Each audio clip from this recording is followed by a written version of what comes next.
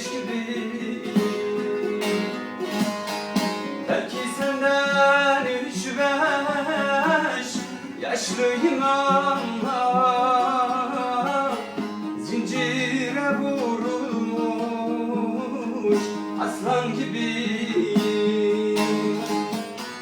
Belki senden 3-5 yaşlıyım ama zincire vurulmuş aslan gibiyim.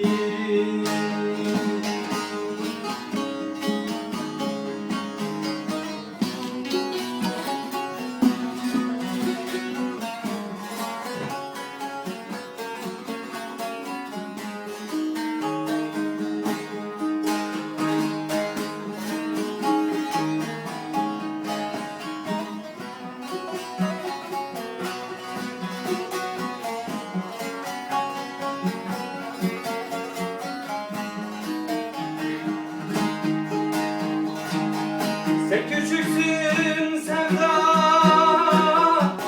nedir bilmezsin. Şımartmışlar seni, hatır kırarsın, gönül kırarsın. Seni sevdim desem yar yar, belki kızarsın. Ondandır karşında dipsiz gibiyim. Seni sevdim desem yar yar, belki kızarsın.